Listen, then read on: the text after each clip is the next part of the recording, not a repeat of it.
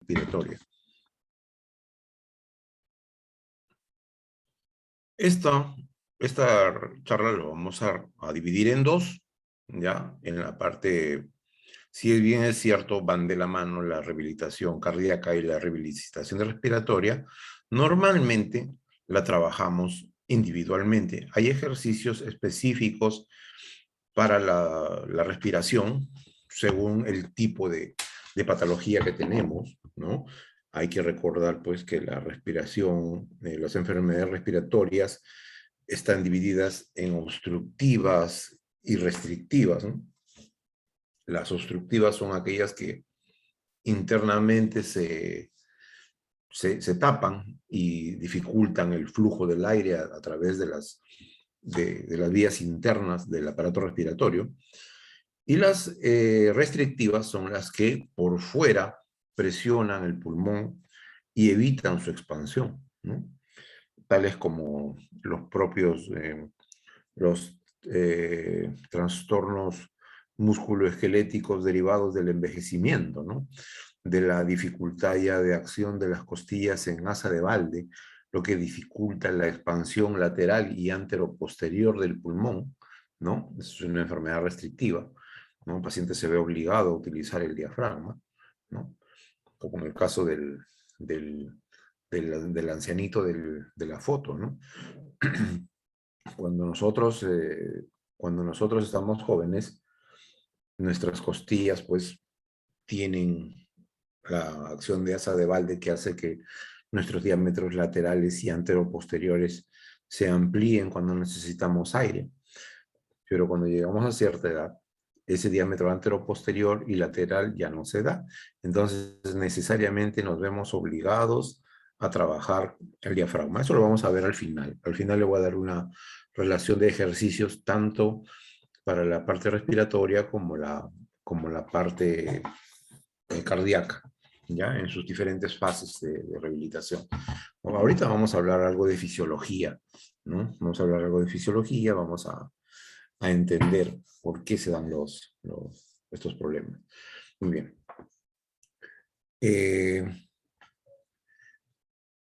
Cuando nosotros estamos jóvenes, como les decía, tenemos esta facilidad, ¿no? Que nos cansamos y rápido reponemos nuestro nivel de oxígeno porque la expansión pulmonar es buena, pero ya en la etapa adulta, inclusive en los pacientes, si hablamos de algo muy moderno, nuestros pacientes con COVID, ¿no? Los que han estado o están algunos en una etapa donde necesitan aumentar su capacidad de ventilación mecánica, ¿no? O los que han salido de COVID, ¿no? Y el COVID y el ventilador les ha provocado una distensión diafragmática, ¿no? Y una dificultad para respirar con el diafragma, ¿no? Y que ya tienen una limitación lateral y anteroposterior para tomar, necesitan esta función respiratoria. Miren, este es un ejemplo nada más de la importancia de los ejercicios respiratorios. Ahora, de repente muchos vienen con la idea de que, los ejercicios respiratorios son fáciles, ¿no? Los ejercicios respiratorios es tomar aire, botar aire, aprender a tomar aire. No es tan fácil. En la terapia respiratoria, hay que tener el criterio para ver qué tipo de enfermedad es y qué tipo de ejercicio vas a hacerle, ¿no? Por ejemplo, razonen ustedes en su casa, ¿no? Razonen ustedes en su casa. Imagínense que yo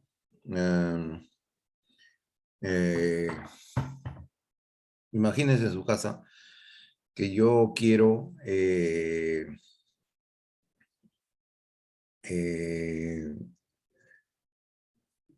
formar un grupo y que hacer un campeonato de caminar o trotar y hacer una resistencia. ¿Todos me van a responder igual? No me van a responder igual, porque hay varios criterios. Hay diferentes,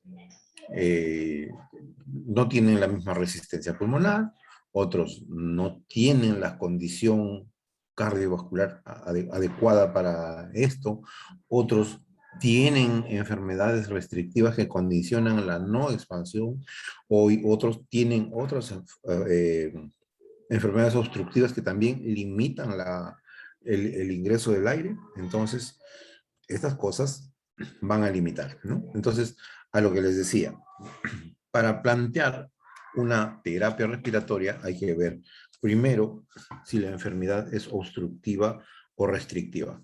Ejemplo, otro ejemplo. Ejemplo, si ah, vamos al asma, ¿no? Vamos en el asma, ¿no? ¿Qué ejercicios le hacemos en el asma? ¿No? ¿Qué es la importancia de la terapia respiratoria para el asma? Ya, la importancia de la respiratoria para el asma es, me podrían decir ustedes, es tomar aire, pues, ¿no? A que el paciente respire bien, tome bastante aire cuando le da su crisis, cuando no es así, ¿no? Los ejercicios para el asma, ¿no? Hay que saber por qué se origina el asma. El asma, los alvéolos, ¿no? Que son foquitos, como foquitos, ¿no? Imagínense un foco de luz con su rosquita, ¿ya? El alvéolo es así como el foco, y la parte donde se enrosca es el lugar por donde ingresa el aire, y ahí hay un músculo en espiral previo a donde está el alvéolo. Entonces, cuando se dan los espasmos por el asma, este músculo se contrae, ¿no? Al contraerse, va a generar que el aire no ingrese, ¿no? No es que el paciente no puede respirar, sino que el aire queda atrapado ahí dentro del alvéolo, ¿no? Y al quedar atrapado dentro del alvéolo, pues este paciente no puede respirar y encima empieza a hacer, sigue tomando aire, pero no lo bota, ¿no? Entonces, ¿el criterio cuál es en cuanto a la fisioterapia respiratoria? Como vamos a ver en una diapositiva, a la hora que veamos en las diapositivas, ¿no? Y ya, sobre todo de la parte cardíaca, ¿ya? No hablamos, en cuanto a rehabilitación en parte cardiorrespiratorio, no debemos hablar mucho de respiración, debemos hablar, perdón, de rehabilitación, debemos hablar de prevención, ¿no? Esto debemos prevenirlo. Entonces, qué tratamiento hacemos con el paciente con asma? Le enseñamos a botar el aire, ¿no? A serenarse, ¿no? A serenarse en el momento que el paciente está con crisis, ¿no? Decirle que empiece a botar el aire, si es posible, sentado, y a la hora de botar el aire, baje el cuerpo, el abdomen hacia las rodillas, de modo que las rodillas van a hacer una presión sobre el abdomen y ayudar a botar el aire. Una vez que el paciente siente que ha botado todo el aire, le hacemos contar hasta 3, ¿ya? Con todo el aire botado. Y luego, lógicamente que esto no es cuando le da la crisis, ¿no? Cuando le da la crisis ya el paciente ya debe estar entrenado.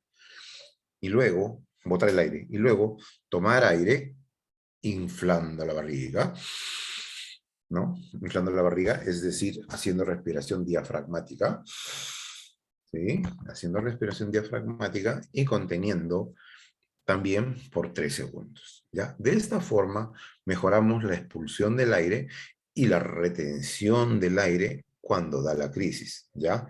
Entonces, no es tan fácil, eso no es tan fácil, bueno, realmente es fácil, pero cuando uno se entiende bien el problema y aplica los criterios necesarios a la solución, ¿no? Como todo problema en la vida, ¿no? Hay que aplicarlos. Por ejemplo, otro caso, en los enfisemas, ¿no? El enfisema. El enfisema, pues, son cavernas internas. El paciente, no, en esas cavernas también se quedan atrapado el aire. Entonces, el paciente muchas veces tiene enfisema pulmonar, enfermedad respiratoria, ya hay que darle un espirómetro de incentivo. Totalmente equivocado, ¿no? Totalmente equivocado. Esos pacientes hay que enseñarles a botar el aire, ¿ya? Esos pacientes no enseñarles a inspirar, es a botar el aire. Similar al caso anterior, ¿ya? Neumonías, ¿no? Me dan una neumonía, tengo secreciones. Más fácil, pues, ponlo boca abajo, ponlo de costado, que drene y luego lo aspiras, pues, ¿no? Y dale su espirómetro. No es así, ¿no? Si nosotros en una neumonía nos ponemos a pensar nos ponemos a pensar qué cosa es cuando bueno, la neumonía tiene un fondo eh, patológico, biológico, que se trata con medicación. Eso lo trata la medicina, ¿no? De eso no hablamos. Nosotros hablamos de la parte respiratoria, de la limpieza de los pulmones para ayudar a la expectoración de las secreciones y luego mejorar la ventilación. Esa es nuestra función. ¿Ya? No nos importa del microbio, si es el bicho tal, no nos interesa. A nosotros nos importa la parte mecánica, ¿ya? La parte mecánica, la parte de la toma, egreso de aire y la parte mecánica de la fluidificación de las vías, ¿ya?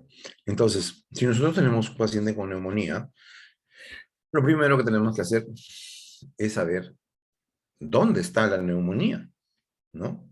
¿Dónde está la neumonía? Bueno, al principio para aprender hay que saber, pues, como conocimiento general, que el pulmón tiene son dos pulmones, ¿no?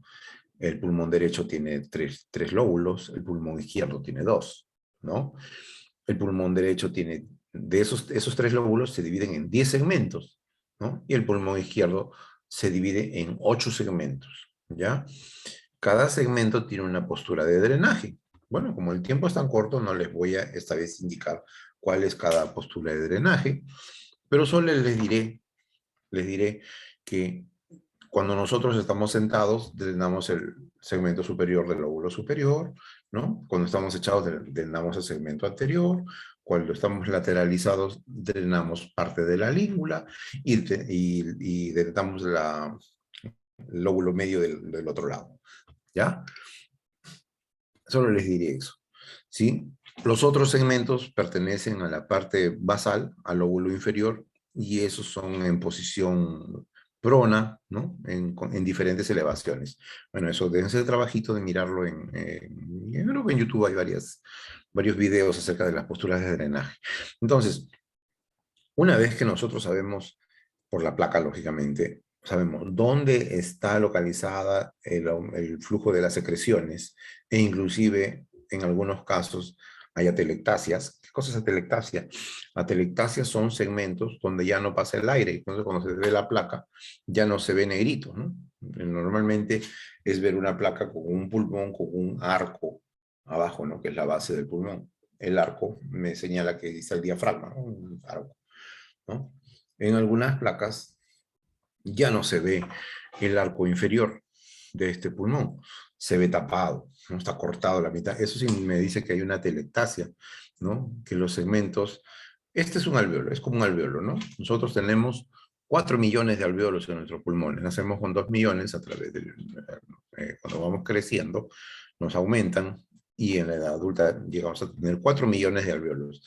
Y los alveolos son así, tienen esta forma, ¿no? Y normalmente esos alveolos toman aire, botan, sin taparse completamente. Pero ¿qué pasa? ¿No? Hay partes en la parte posterior de los pulmones en las cuales por presión, porque el paciente no se mueve, ¿no? El paciente no se mueve, entonces esto se pega, ¿no? Por las mismas secreciones hacen que esto se pegue y al pegarse ya no ingresa el aire. La conjunción de muchos alveolos y la presencia de aire hace que en la placa se vea negro. Hay presencia de aire. Pero cuando todos estos alveolos se pegan y se juntan, ya no hay presencia de aire, por eso ya en la radiografía se ve blanco. Entonces, aprovechamos, ¿no? Aprovechamos la posición del paciente en postura de drenaje, de acuerdo al segmento que veamos en la placa, que está donde queremos drenarla, ¿no? Podemos drenarla y si está con atelectasia, podemos también ayudar a desbloquear con diferentes maniobras que tenemos, ¿no? Que nosotros sabemos. Entonces, una vez que hemos hecho esta operación de eliminación de las secreciones, ¿ya? Con postura de drenaje y utilización de recursos técnicos como son las vibraciones, el capotaje también, ¿no? Diferentes tapping, fricciones, movilización muscular, movilización pasiva de las costillas, etcétera. Una vez que hemos realizado esta posición y drenaje, pasamos a la parte de lo que es la reeducación,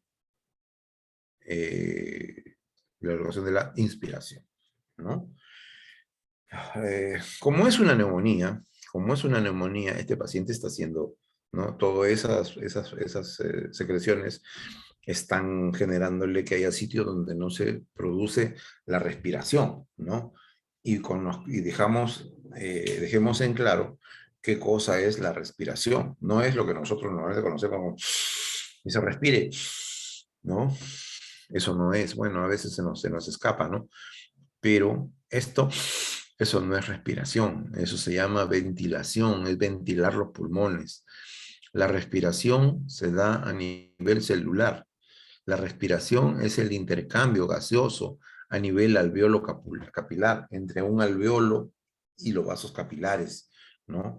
La sangre que ha llegado, el oxígeno que ha llegado hasta el alveolo pasa a la sangre y el CO2 que está viniendo por la sangre pasa al alveolo para que salga al exterior, ¿ya? Entonces, eso es lo que está pasando para que salga al exterior. Entonces, eso es respiración. Entonces, dejemos en claro, ventilar es llevar aire a nivel alveolar y respirar es intercambio gaseoso, ¿ya? Por lo tanto, la respiración es voluntaria, la respiración es involuntaria, ¿ya? La respiración es fisiológica. Muy bien. Otro ejemplo más. A ver, en el caso de, um, ya dijimos del asma, ya dejamos en el caso de la neumonía, en el caso de las enfermedades restrictivas del adulto, ¿no? En el caso de los ancianos que tienen su insuficiencia respiratoria, ¿no? Que caminan y se agitan mucho. ¿Qué pasa en el anciano? ¿Con qué le vamos a hacer? ¿Seguirle respirando esa estafa que les hacen en algunos hospitales? Tome aire levantando los brazos, bote, ¿no?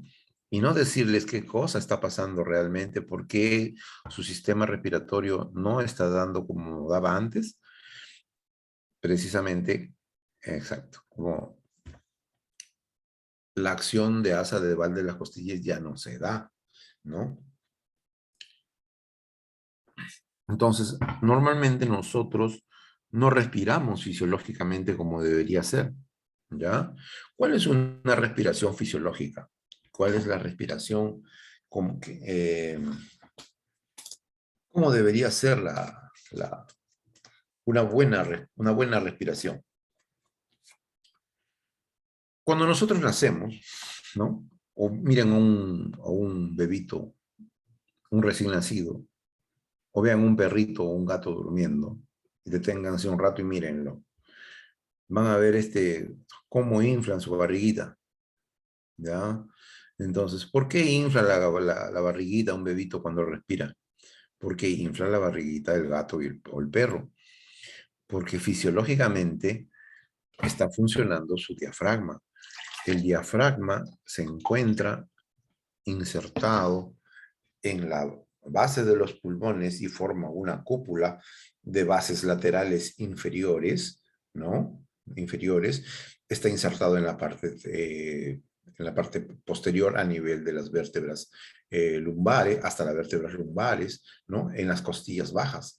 Entonces, al contraerse, esta cúpula jala los pulmones hacia abajo y generan pues una presión negativa que hace inspiración, ¿no? Bueno, los intercostales externos también generan esta presión negativa, ¿no? ¿No? Cuando nosotros respiramos, ¿verdad? ¿No? Es la que les enseñó el profesor de educación física, pues, ¿no? Decía, respiren por la boca, ¿no? Pero eso no es la respiración fisiológica, ¿no? Y ahorita les explico por qué. Cuando Entonces, cuando seguimos con este ejemplo de los bebitos, ¿no? El bebito respira inflando su barriguita porque fisiológicamente el cuerpo le llama a respirar así. El gato duerme plácidamente inflando su barriguita porque fisiológicamente eso está ahí instalado, al igual que la respiración. Nadie nos dice que de chiquito que respiremos, ¿no? Que respiremos uno, eso es fisiológico, ¿no? Igual que la frecuencia cardíaca. Pero ¿qué pasa? Que pasado el tiempo, nosotros sí alteramos, ¿no? La forma de respirar, ¿no? Vamos alterando nuestra forma de respirar y hacemos que la respiración que era fisiológica ahora se vuelva una respiración aprendida, ¿no? Que sea una respiración social, se podría decir, ¿no? ¿Por qué social? ¿De qué está hablando usted? ¿No?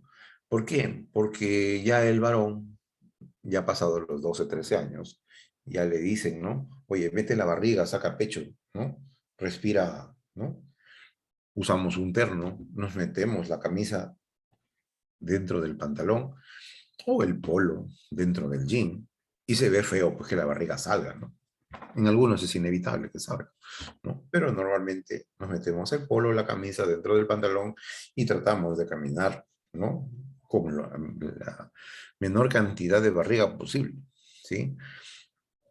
Las mujeres igual, ¿no? Las chicas también usan sus politos cortos, utilizan sus vestidos pegados, entonces no se ve estético también, pues que caminen inflando la barriga. Entonces, esa forma de respirar metiendo la barriga se va haciendo usual, ¿no? Se va haciendo usual, entonces al final terminamos con una respiración torácica ya creada, ¿no? No, estoy exagerando, ¿no? Pero esa es la respiración que normalmente ya hacemos y la que nos hemos acostumbrado. Entonces, llegada a una etapa donde respirar, necesitamos más ingreso de aire para, para sobrevivir. Entonces, recién estamos yendo al fisioterapeuta o que te enseñen a respirar con el diafragma porque necesitas mayor cantidad de aire, ¿no? Qué absurdo, ¿no? Si con eso nacimos, ¿no? Si para eso fuimos a hacer educación física, para que nos preparen para el crecimiento, ¿no? El profesor de educación física nos tenía que haber enseñado eso. No que toma aire, levante los brazos, bota por la nariz, toma por la nariz, bota por la boca. Eso no era, ¿no? Entonces, ¿qué pasa con este anciano? Este anciano, su acción de asa de balde, que hacía esto, ya no funciona, ¿no? Ya no funciona. ¿Por qué? Porque las costillas se insertan en las vértebras, en la base de la apófisis espinosa y en la apófisis transversa. Eso tenía flexibilidad y ahora ya no, ¿no? Esa costilla ya no levanta, ya no tiene la flexibilidad. Entonces, este anciano siente que le falta el aire, ¿no es cierto? Entonces, ¿qué cosa, para qué va la terapia? Para enseñarle a respirar con el diafragma. Pero ¿qué pasa con un anciano ya de 65, 70 años? Ya no aprende como un joven, ¿no? Le enseñas a respirar con diafragma, le dices tome aire, inflando la barriga.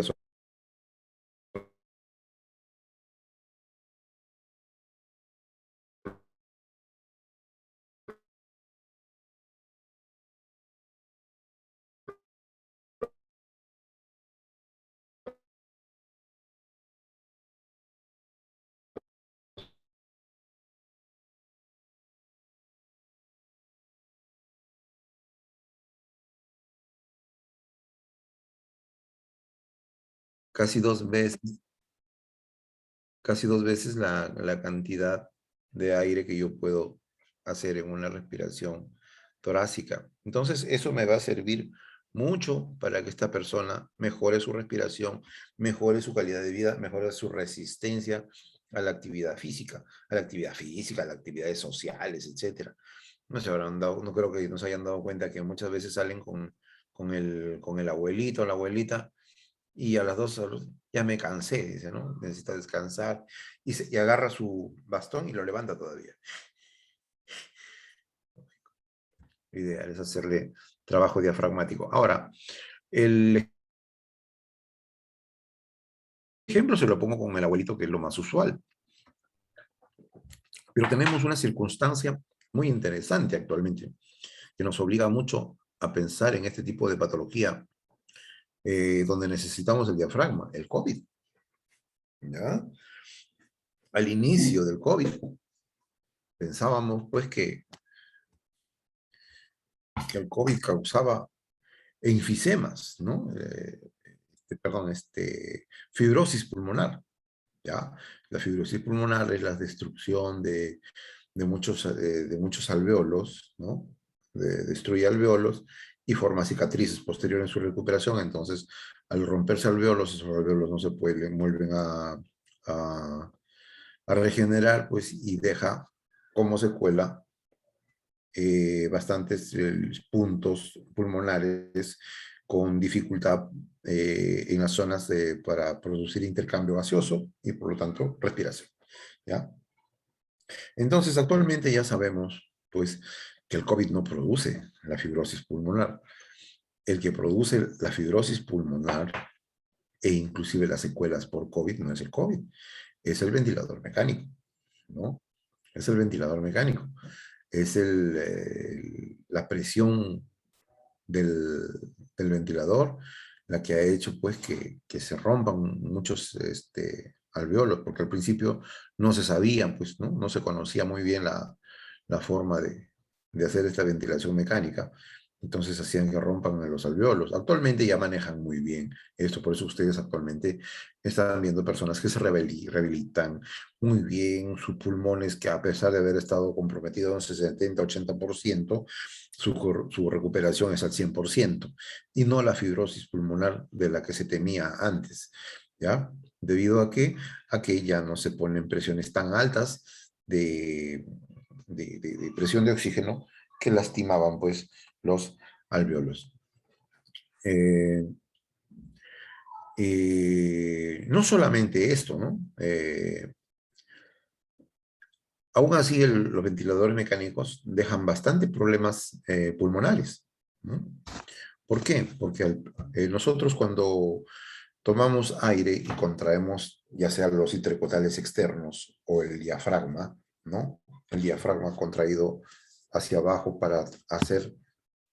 eh,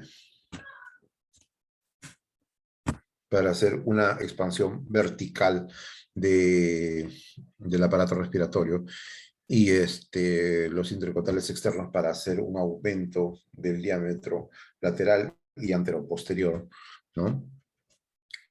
Eh,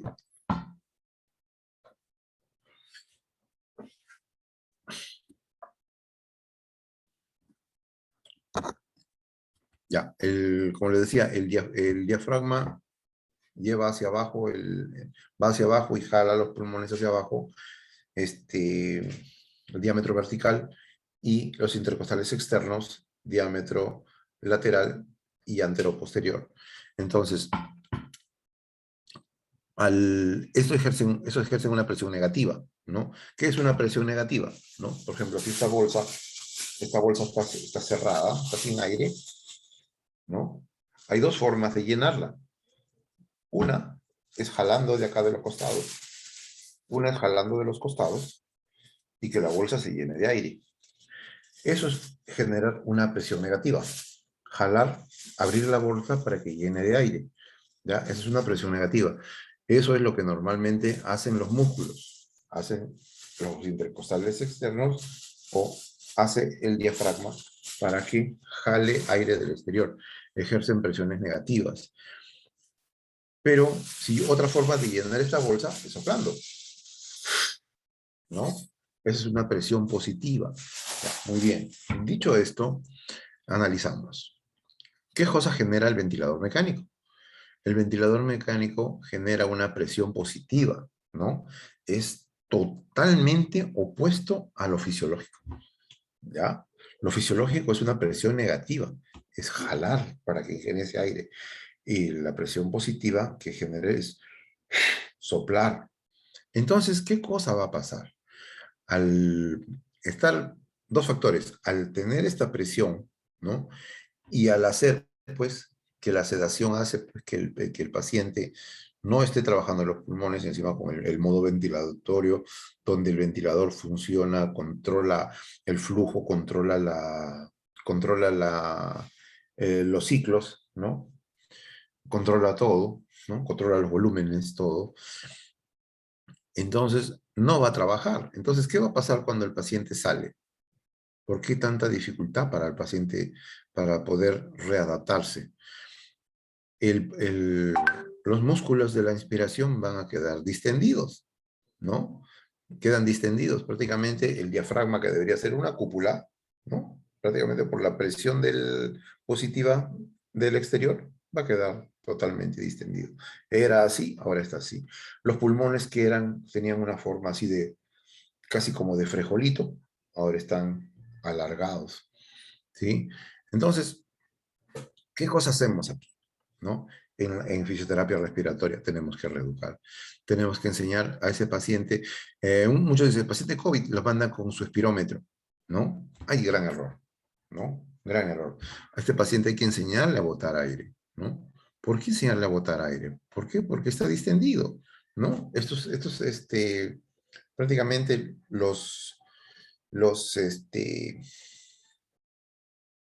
el diafragma prácticamente está hacia abajo.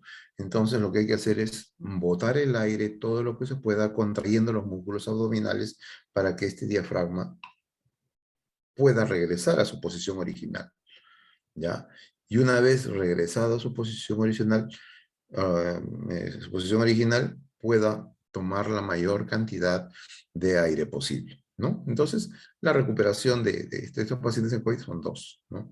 Botar el aire y tomar el aire, ¿no? Y si les doy un tip, de repente ustedes están viendo pacientes con COVID, si ustedes le dicen a un paciente con COVID, tome aire, ¿no? El primer día de tratamiento van a ver que el paciente con COVID solamente va a hacer esto. No, perdón, bote el aire, el paciente va a hacer nada más, eso es todo lo que bota. Entonces, lo primero que vamos a hacer antes de enseñar a respirar es que el paciente aprenda a botar el aire. Bote, siga botando, presionando la barriga, sí, enseñarle al paciente a que bote con ayuda de correa, con ayuda de presionarse con una sábana, agachándose y presionándolo contra las rodillas para que bote todo el aire. Entonces, eh, lo reeducamos de esta manera. ¿Ya? Ahora, eh, posteriormente, cuando ya hemos hecho lo de la inspiración y expiración, ya enseñamos a que haga por pausas, ¿no? Por tiempos. Que vote en 3 tiempos, que vote en 3 tiempos. Bueno, eso ya es un tratamiento un poquito más, ¿no? Y solamente como una curiosidad, les digo que si tienen un paciente por COVID, no hagan trabajos físicos desgastantes de ir al baño, de pararse, trabajar con pelota, si es que primero no trabajan la parte respiratoria, ¿ya? Ahora, la parte respiratoria también también tiene sus formas de ver, ¿ah? Por ejemplo, muchas veces ustedes usan el oxímetro y van a ver que en los pacientes COVID, ¿no? El paciente está respirando, está saturando bien, ¿no? Está saturando bien, está en un 98, 97. Y dicen, no, está bien la saturación. Pero ojo, la saturación tiene que estar bien, pero con una frecuencia respiratoria adecuada, ¿no? Si ustedes terminan de jugar fútbol o terminan de correr, les toman la oximetría y también van a estar saturando 95, 96, 97. Pero su respiración, ¿cómo está? Claro, están compensando. Entonces, eso también tiene que ver. No es solamente fijarse en el oxímetro, es fijarse en el oxímetro y relacionarlo con la frecuencia respiratoria. Ahora, la frecuencia respiratoria también se relaciona con la frecuencia cardíaca. Normalmente, a una frecuencia cardíaca a una frecuencia respiratoria le corresponde 4.3 veces de eh, la frecuencia cardíaca, ¿ya? O sea, más o menos, si ven una persona está respirando 20 veces por minuto, no, automáticamente ustedes ya saben, pues, sí que esa persona debe estar haciendo más de 100, 100 latidos por minuto, ¿ya? Ahora, cuando ese paciente está a 100 latidos por minuto, el paciente, a veces el médico dice, no, no, no, que no haga ejercicio porque está con taquicardia, ¿no? Hace taquicardia, ¿no? Pues no es la taquicardia, está compensando el déficit de la capacidad respiratoria, ¿ya? Taquicardia haría pues en reposo, ¿no? Estar con su respiración normal de 15, 16 por minuto y estar volando con la pulsación. Eso es otra cosa, ¿ya? Entonces hay que tener bastante criterio en eso, ¿sí? El oxímetro no es determinante completamente de que el paciente está bien, ¿ya? Es determinante siempre y cuando la respiración sea adecuada, ¿ya? Porque van a ver muchas veces que el oxímetro está 98, pero miran al costado, las pulsaciones también están en 98, ¿no? Entonces, si se van a contar ustedes la respiración, van a ver que esas respiraciones están por 19, 20. Entonces, pacientes, no es que esté bien todavía, hay que trabajar más la respiración, hay que enseñar a botar y hay que enseñar a respirar bastante con el diafragma. ¿Ok? Muy bien, si tienen alguna pregunta me la van poniendo en el chat para ir contestándola. Muy bien. Ahora, ya dimos algunos ejemplos de la parte respiratoria. Entonces, vamos a hablar, pues, primero vamos a hacer ejercicio de respiración y hablemos algo de la estructura. Como dijimos, la estructura y la función. Dijimos que la estructura del pulmón, o sea, del aparato respiratorio, estaba conformada por dos pulmones. El pulmón derecho tiene 3 lóbulos, el pulmón izquierdo tiene 2, ¿no? Esos 3 lóbulos se dividen en 10 segmentos. El izquierdo, esos 2 lóbulos, se dividen en 8 segmentos. Cada segmento tiene una postura de drenaje específica. Eso no lo vamos a hacer, no lo vamos a desarrollar, como les digo, en los ejercicios que vamos a hacer ahorita. No lo vamos a desarrollar, pero es muy interesante para los que quieran complementar con drenajes posturales, ¿no? Pacientes con COVID, pacientes postrados, niños también, ¿no? Sobre todo bastante en niños que son bastante predisponentes a esas neumonías, que es donde se llenan las secreciones, ¿no? Colocar en saber esta postura de drenaje y acompañarlos de diferentes maniobras, ¿no? Muy bien. Después de la estructura, saber, ¿no? Saber que los pulmones, estos 18 segmentos que están en pulmones derecho e izquierdo, contienen 4 millones de alveolos distribuidos, ¿sí? Y estos alveolos son a donde llegan el aire y donde se produce el intercambio gaseoso, ¿ya? Entonces, la terapia respiratoria va destinada a eso, o para facilitar la llegada del aire al alveolo, ¿sí? ¿Ya? O para limpiar el alveolo de sustancias que están impidiendo que haya la, eh, eh, que haya la llegada del aire y al alveolo, igualmente que produzca el intercambio gaseoso, ¿no? Entonces, en este sentido, de ya sea limpiar o evitar las presiones que puedan evitar la llegada de aire al alveolo, es donde decimos que las enfermedades pulmonares las dividimos en dos, ¿no? Obstructivas, las que obstruyen el pulmón, ¿sí? Por dentro, ¿no?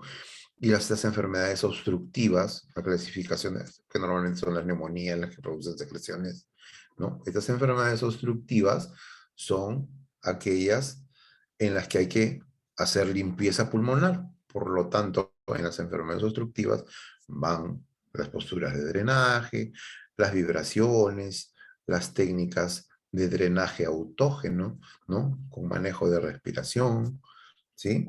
Una técnica de ayudarle a toser a algunos pacientes, pues que, como ejemplo, los lesionados medulares, ¿no? Que pierden los abdominales y pierden la capacidad de toser, ¿no? Y se complican, pues, porque no pueden tener tos, ¿ya?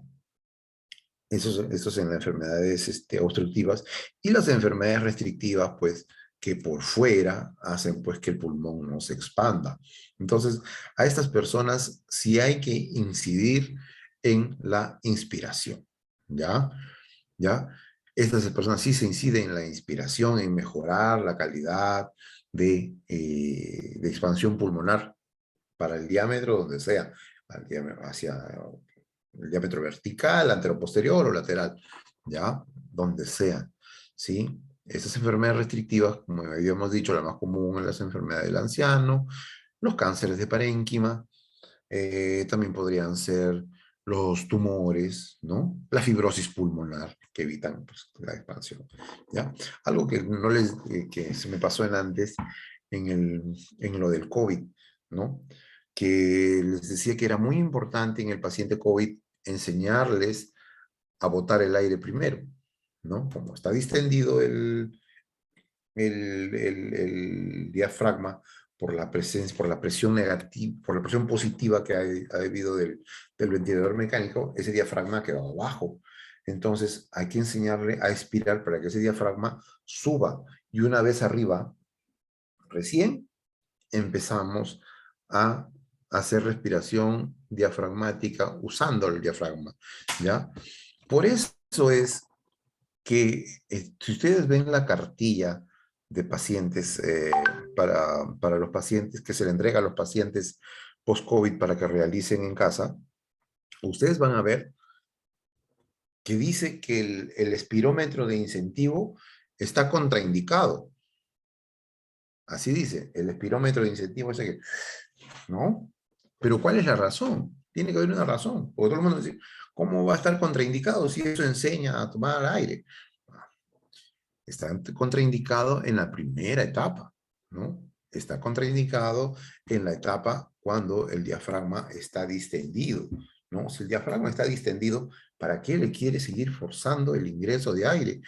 En esta etapa lo que tienes que favorecer es la expulsión del aire, a que el paciente llegue a botar el aire. Le doy un tip.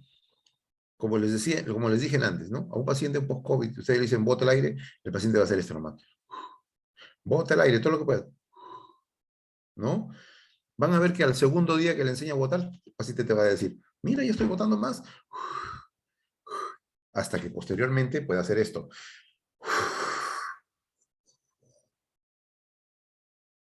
Hasta el último, presionando el abdomen. Cuando el paciente puede hacer eso, quiere decir que el diafragma ya puede botar todo el aire y regresa a su posición inicial. Bota. Y de ahí, esa es la forma. Esa es la forma. Es por eso que está contraindicado el espirómetro.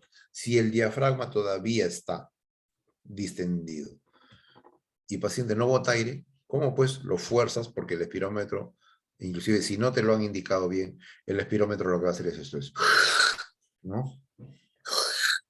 ¿No? Y a la tercera ya estás con mareos, claro, pues si no has botado el aire, estás hiperventilando, ¿ya? Es por eso es que te dicen no, contraindicado. Cuando ya has superado esto, ya manejas bien tu diafragma, ¿no? Cuando manejas bien tu diafragma, expulsas bien el aire, ¿ya? Ahí sí, manejas bien tu espirómetro de incentivo. Puedes usarlo y te enseñen la forma de graduarlo. ¿Qué quieres? Poquita intensidad y trabajo con las pelotas para que ganes volumen en resistencia, o le pones a bastante intensidad para que ganes fuerza, ¿ya? Porque eso también, todos los espirómetros nos dan esa facilidad.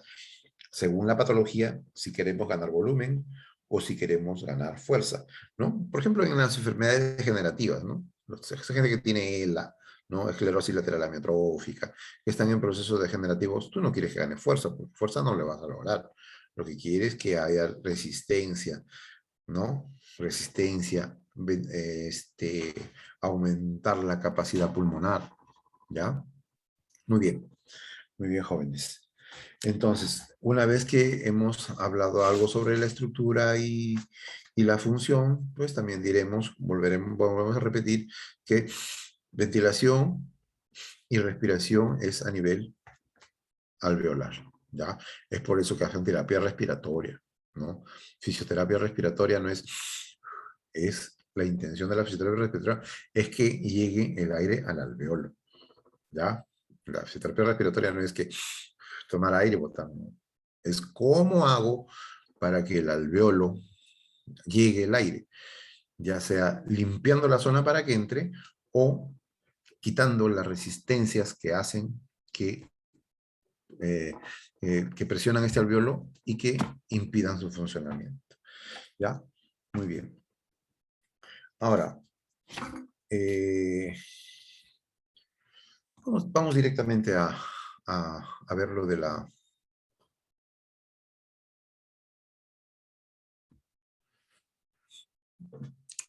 Vamos a hablar sobre los ejercicios, ¿ya? Y aquí vamos a ir hablando, pues, los ejemplos en de algunas patologías de las que ya hemos hablado, ¿no? Vamos a hablar de la respiración profunda, ¿no? Como había dicho, en esta diapositiva dice respiración profunda, ¿no? Que no debería ser esa denominación, ¿no? Porque la respiración profunda no existe, ¿no? Existe inspiración profunda o ventilación profunda, ¿no? La respiración es funcional, les digo, a nivel alveolar. ¿Mm? Entonces, los ejercicios de ventilación profunda o inspiración profunda están destinados a que el aire llegue hasta los alveolos, las regiones más alejadas, donde supuestamente han habido procesos patológicos donde no llegaba, ¿no? Que puede haber sido por una estancia prolongada en cama, ¿no? Por fibrosis pulmonar, por el COVID mismo, hablando de cosas actuales, por neumonías mal curadas, ¿sí?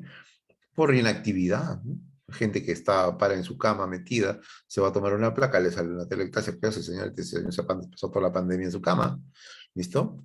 Entonces, para estas personas, para que el aire llegue hasta donde, en las partes más profundas, son una serie de pasos que se indican para pacientes con expansión torácica restringida, ¿no? Es decir, con enfermedad pulmonar obstructiva crónica o en fase de recuperación posoperatoria, ¿no? Esta enfermedad pulmonar obstructiva crónica, esta es obstrucción, esto es cuando hay dentro del pulmón algo que está impidiendo llenar.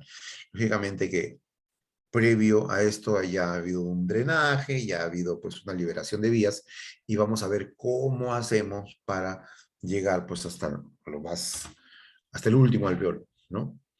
¿Cuál es el objetivo de estos ejercicios?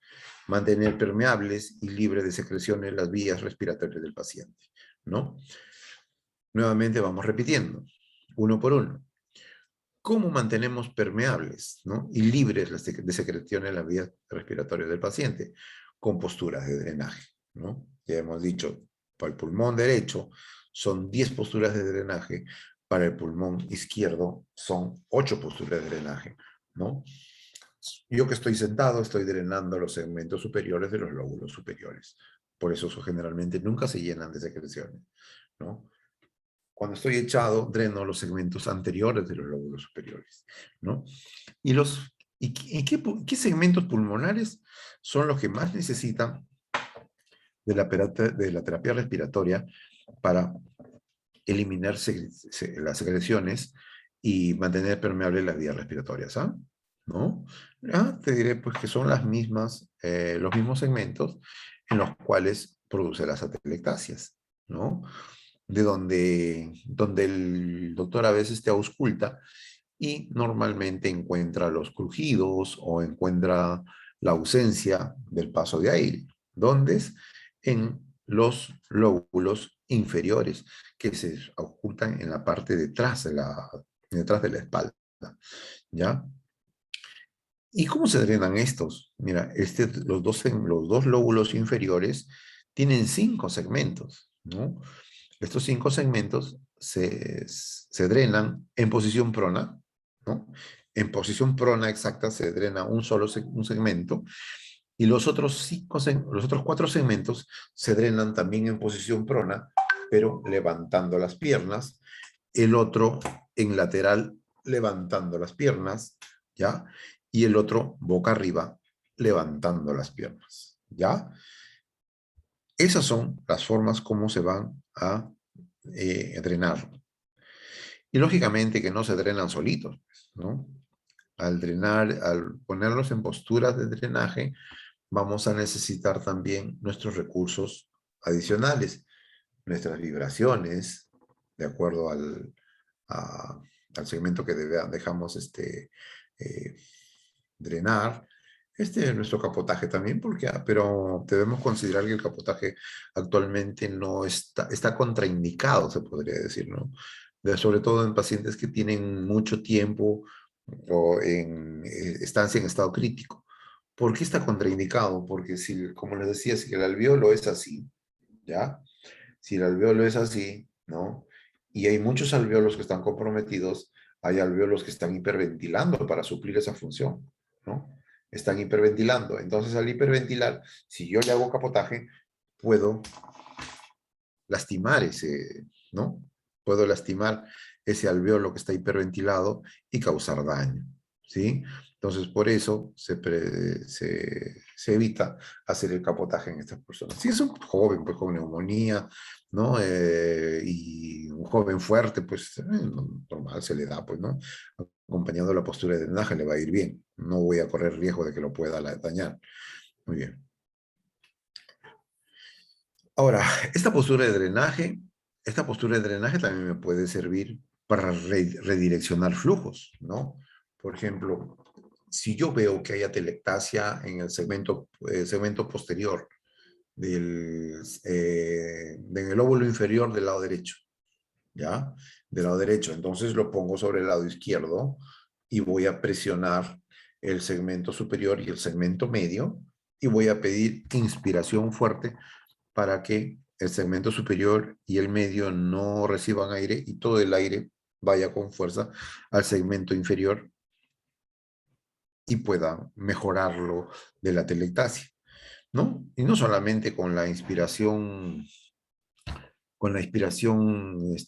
voluntaria, ¿no? Inclusive el paciente si está con ventilación mecánica, me sintonizo en el momento que el ventilador manda el aire y en ese momento ejerzo la presión del segmento del lóbulo superior y medio para que el aire vaya directamente al lóbulo inferior, que es donde quiero que haya, que ejerza su función la presión positiva del ventilador. Muy bien. Otro objetivo es facilitar la expectoración, ¿ya? Ahora, lógicamente que después de hacer una postura de drenaje, inmediatamente tenemos que sacar esa flema, pues. Esa flema no la podemos dejar ahí, ¿no? Tenemos que tener consideración que normalmente el trabajo de estas secreciones, siempre el mayor trabajo nos lo va a dar el pulmón izquierdo. Recuerden que los bronquios tienen esta posición, ¿ya? El pulmón derecho es directo, el pulmón izquierdo, debido a que el corazón está en ese lugar, ¿no? Se va en forma no hacia abajo, sino en lateral. Entonces, cuando el paciente tose, ¿no? Tose o hace una contracción muscular con la tos, los del pulmón derecho es más fácil que salga, pero el izquierdo no, porque esa presión no le permite que salga.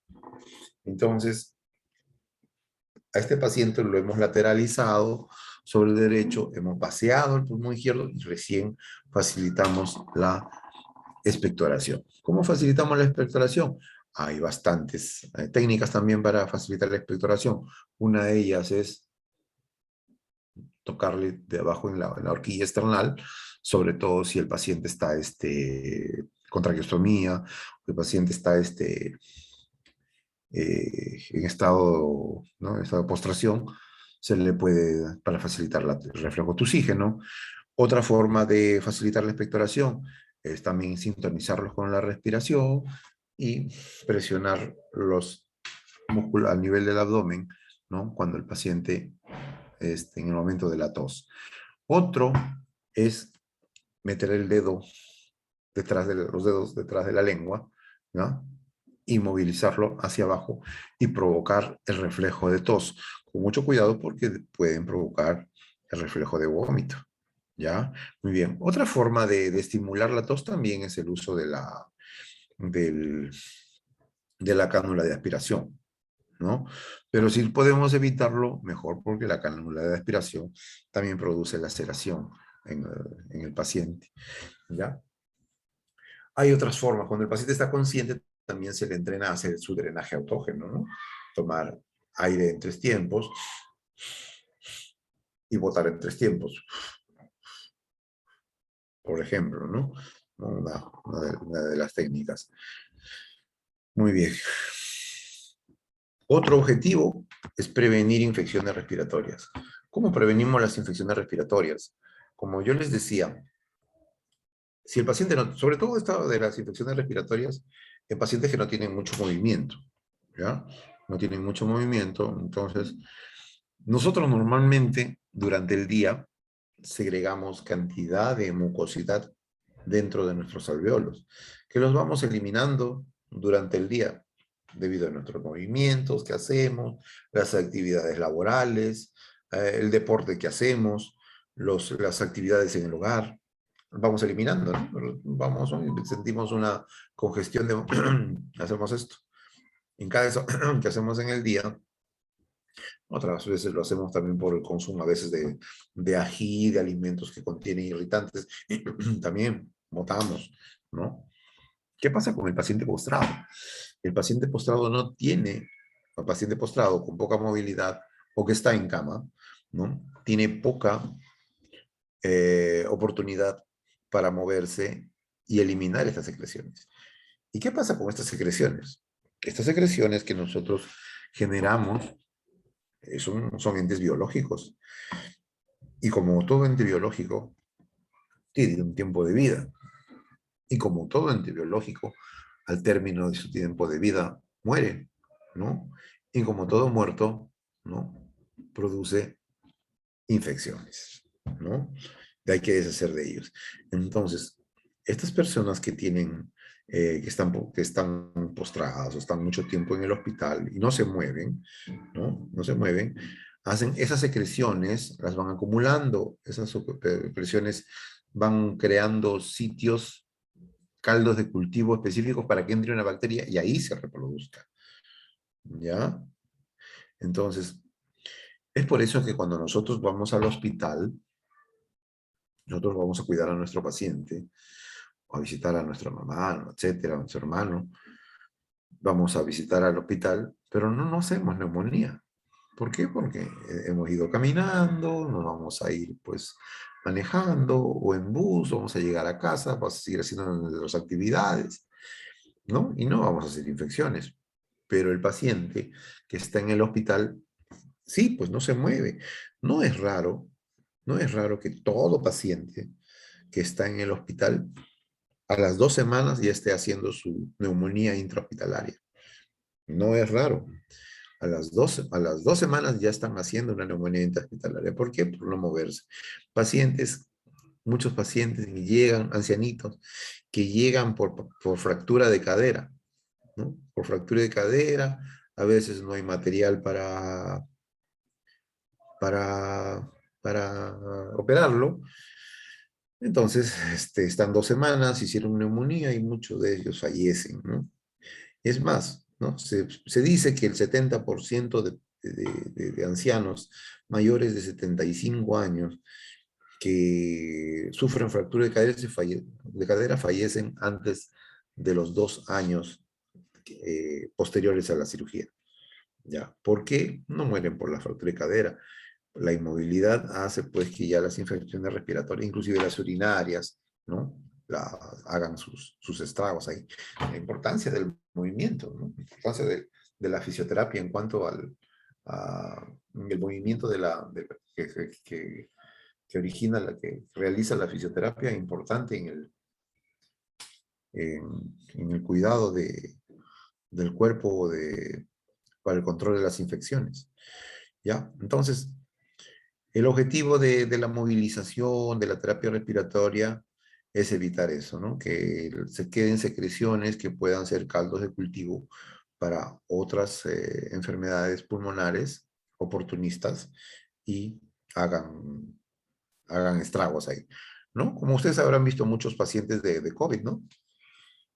Que salieron de alta del COVID y murieron al poco tiempo. Y por secuelas, como murió ese cómico, ¿no? Y que murió casi un mes, 2 meses después de haber salido de alta. Eso ya no murieron por COVID, ¿no? Eso ya murieron por enfermedades respiratorias condicionadas a la inmovilidad, condicionadas pues a la poca actividad física, ¿no? De una no adecuada forma de rehabilitación del COVID, ¿no? El COVID, el paciente que sale del COVID en el peor estado, a las 3 semanas ya debe estar parado, ¿no? La primera semana, full terapia respiratoria, full terapia respiratoria. El paciente, la familia le va a decir, yo quiero que él se pare. Si tienes que decirle, no, pues yo soy el fisioterapeuta, señora. Si no trabajo la parte respiratoria, yo no paso a la otra parte que es parar las actividades de ejercicio y funcionales. No puedo pasar, ¿sí? Porque si paso, este señor va a desaturar, se va a frustrar, no va a querer hacer ejercicio, va a tener miedo de ir al baño, se va a hacer dependiente, etcétera. Ya, muy bien. Entonces, otro objetivo es prevenir las infecciones respiratorias debido a la inmovilidad y, lógicamente, a problemas que haya tenido dentro de las infecciones intrahospitalarias, ¿no? Conocí a una paciente, recuerdo, hace muchos años, no sé si está viva todavía, que había tenido un problema respiratorio, pero en su cultivo era, no había ningún antibiótico que le hiciera. Entonces esa chica vivía todos los días con terapia respiratoria, eliminar las infecciones respiratorias, todos los días era sacarle flema verde, amarilla, limpieza, y todos los días lo iba a hacer, porque había cogido una bacteria y no había medicamento antibiótico que le fuera a hacer efecto. O sea, lo único que, que prevenía que se haga una sepsis generalizada con foco en la infección respiratoria era pues la movilización y la limpieza por drenaje postural de las vías, ¿no? Muy bien. Otro objetivo, potenciar el uso de la musculatura respiratoria. Como le digo, ¿cuáles son los músculos principales de la inspiración? Los músculos principales de la inspiración son el diafragma y el intercostal externo, ¿ya? Como habíamos hablado antes, esto es un tema muy importante porque el diafragma me iba a hacer el diámetro, ¿no? El diámetro vertical, ¿sí? Y los intercostales externos, laterales y anteroposteriores, ¿ya? Entonces, si es un paciente joven, sí pueden potenciar tanto el uso de sus intercostales externos como de su diafragma. Pero si es un paciente anciano o es un paciente que ha estado con ventilación mecánica, donde la ventilación mecánica le ha distendido el diafragma, ¿no? Lo que debemos hacer es potenciar el uso de su musculatura diafragmática en el anciano, porque los intercostales externos no le van a servir de mucho, y en el post-COVID porque esa musculatura diafragmática está distendida y en este momento donde el paciente necesita una buena oxigenación, es donde el paciente necesita de ese músculo. Muy bien. Otro objetivo es mejorar el bienestar y facilitar la respiración, ¿no? Acá sí está bien escrito, ¿no es cierto? Mejorar el bienestar. Si el paciente no está agitado, se va a sentir bien, no se va a sentir agitado, va a poder conversar bien. Y si ustedes se dan cuenta, un paciente que no respira bien, se pone a conversar contigo y, ¿no? Miren un post-COVID que no está tratado con terapia respiratoria, van a ver cómo conversa. Inclusive se hace la víctima. Ay, ¿no? Y facilitar la respiración. Facilitar la respiración, sí, pero como le había dicho que es a nivel alveolo capilar, ¿no? Hacer que todos estos previos hagan que el aire llegue al alveolo y se produzca el intercambio gaseoso. Muy bien. Otro objetivo, educar al paciente y familia sobre cómo movilizar y eliminar las secreciones, ¿ya? Inicialmente, ¿no? Hablado cuando eh, habíamos hablado de mantener permeables y libres las secreciones, dijimos pues que las posturas de drenaje, la ayuda de la vibroterapia, ¿no? Pero el paciente se va a ir a su casa, ¿no? Entonces necesita mecanismos por los cuales él solo se pueda hacer estos drenajes. Entonces, se le enseña, así como estamos hablando con ustedes, se enseña o se les da pues sus ayudas audiovisuales sobre todas las posiciones en las cuales el paciente puede colocarse para prevenir la acumulación de secreciones, ¿no? Estas, estas posiciones son, pues, la mayoría, en cuanto a la orientación, la mayoría son posiciones que habitualmente no adoptamos, ¿no? Son boca abajo, ¿no? Boca abajo, por eso ustedes habrán visto, hay algunas posiciones donde le ponen una almohada bajo la rodilla, debajo de la barriga, y los tienen boca abajo para drenar los segmentos posteriores del lóbulo inferior, ¿no? Cómo respirar con el diafragma, ¿no? Cómo movilizar, eliminar las secreciones, movilizar su secreción haciendo su respiración, sus respiraciones e inspiraciones pausadas, ¿no? Y eliminar sus secreciones, ¿no? Provocándose la tos el mismo, ¿sí? ¿No? Aprendiendo a toser. Ajá. Otro objetivo es educar al paciente a respirar correctamente para aprovechar la máxima capacidad del pulmón. Esto ya lo habíamos dicho antes. ¿Qué cosa es respirar o inspirar correctamente? De acuerdo a la instancia en la vida, de la vida en la que esté, ¿no? Respirar correctamente supuestamente sería fisiológico como nacimos con diafragma, pero a un joven no le vas a enseñar esto porque un joven en la vida o un joven o una joven en la vida van a querer respirar inflando su barriga, ¿no? No es para ellos estético, ¿sí? Para un anciano sí le conviene respirar inflando su barriga porque es la única forma como va a aprovechar mejor el ingreso del aire. ¿Ya? Muy bien.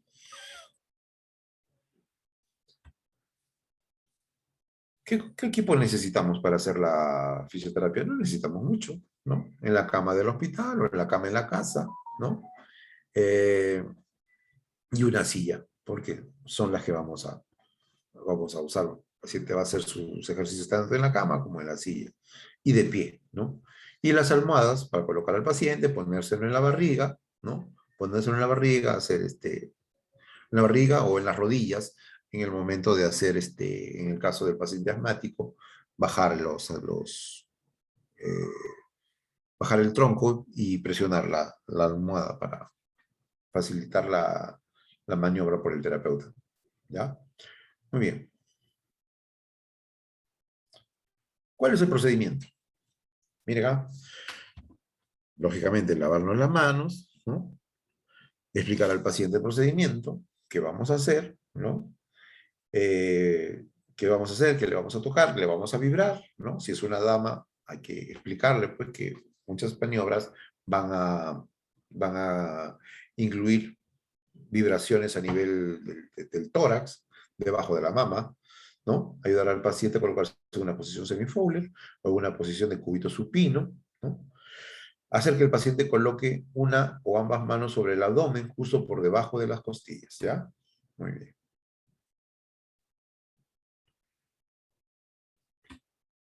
Aquí les vamos a enseñar a respirar con su diafragma.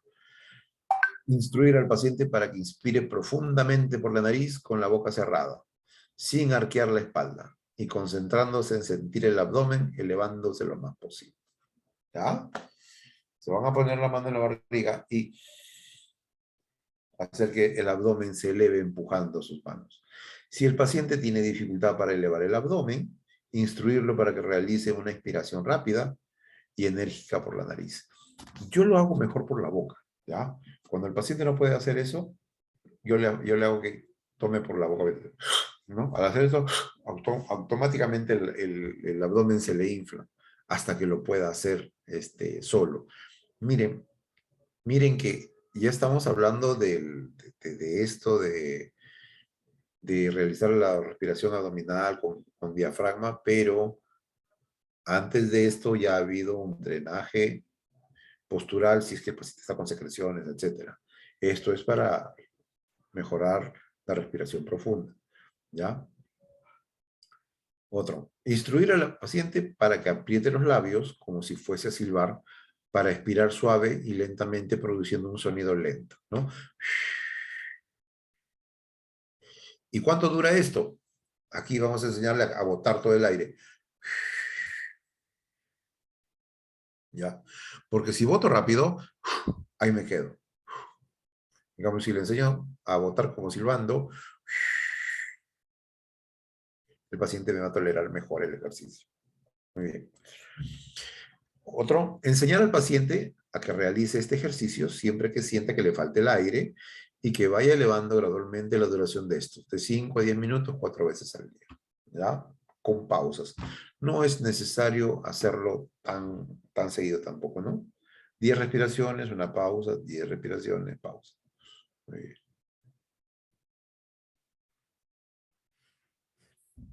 Muy bien. Ejercicios de expansión apical.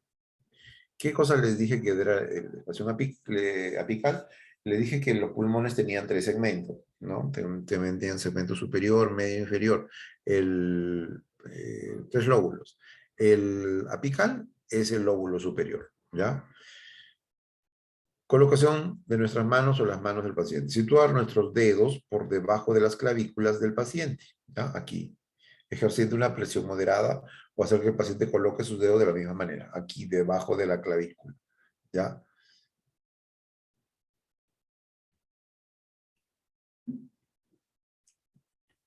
Entonces, para enseñarle al paciente la respiración apical, va a hacer lo siguiente.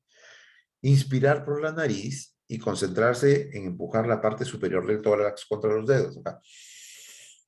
¿Ya? Y ya no es la respiración en el diafragma, sino acá. Esto no lo va a hacer un anciano, porque el anciano no va a poder hacer esto. Eso es para un joven, una joven, ¿no? Entonces, una vez que hacen la inspiración, al igual que les expliqué lo del asma, es mantener la respiración ahí. Normalmente es 3 segundos, ¿no? 3 segundos. Expirar por la boca o por la nariz lentamente, si es posible, ¿ya? Pasivamente mientras nos concentramos en mover el tórax hacia adentro y hacia abajo, ¿ya? Entonces, cuando el paciente va botando, nosotros presionamos hacia adentro y hacia abajo, ayudar a botar el aire, ¿no? Realizar el ejercicio al menos durante 5 respiraciones 4 veces al día, ¿ya? Esto no es por tiempo, sino solamente unas cuantas respiraciones. ¿Ya? Ejercicio de expansión basal. Estos de las bases, ¿ya? ¿Las bases cuáles son? Los lóbulos inferiores de los pulmones, ¿ya? ¿Cómo se hace para la expansión basal? Este es el más necesario, porque este es el que menos trabaja, este segmento es el que hace las atelectasias, ¿ya? Preparar al paciente. En caso de un paciente en posoperatorio, obtener un refuerzo almohadillario para apoyar la incisión en caso de ser necesario. Normalmente no lo vamos a usar en un posoperatorio. Situar las palmas de nuestras manos en la zona de las costillas inferiores a lo largo de las líneas axilares medias y ejercer una presión moderada. Igual, así como en la superior hicimos acá, esto lo vamos a hacer en la parte, en la base de las costillas, pero en la parte posterior porque ahí están los lóbulos inferiores. Realizar los ejercicios de expansión basal, enseñar al cliente que realiza. ¿Cómo va a hacer? Igualito, la respiración, inspirar por la nariz y concentrarse en mover la parte inferior del tórax hacia afuera con las manos, ¿no? O sea, tratar de empujar la mano del terapeuta. Y como les había dicho antes, ¿no? Aquí también podemos ayudar con direccionar el flujo, ¿no? Lo que podemos hacer es presionar el lóbulo superior y el medio para que solamente el aire vaya dirigido hacia el lóbulo inferior, ¿no? Mantener la inspiración durante unos segundos. O sea, una vez que ha llegado la expansión, mantener hasta 3 segundos, ¿no? Luego expirar por la nariz o por la boca lentamente, en silencio y pasivamente. Como les he indicado, lo ideal es, ¿ya? Con los labios juntos, como silbando. Realizar este ejercicio por lo menos durante 5 respiraciones, 4 veces al día, ¿ya? Estos ejercicios no van a ser siempre, ¿no? Los ejercicios son para los pacientes que están saliendo, pues, de cuadros de hospitalización, de cuadros, ¿no? Muy bien. Aquí está, ¿ve? La respiración apical, los segmentos superiores, y la inspiración basal, ¿no? Presión a la altura de las costillas. Muy bien. La tos asistida.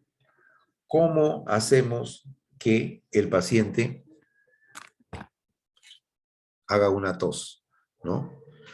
Esto es bastante importante, sobre todo algunos pacientes que salen con traqueostomía, ¿no? Y a veces el terapeuta dice, pero si usted respira bien, ¿por qué está el paciente con traqueostomía? Porque inclusive hasta conversamos con el paciente. En el caso de la traqueostomía, está por 2 motivos.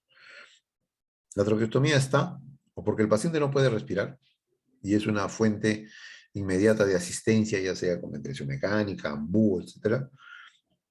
O porque el paciente no puede toser, no puede botar las secreciones y en caso de una neumonía aspirativa y en caso de que haya flemas, se puedan aspirar inmediatamente.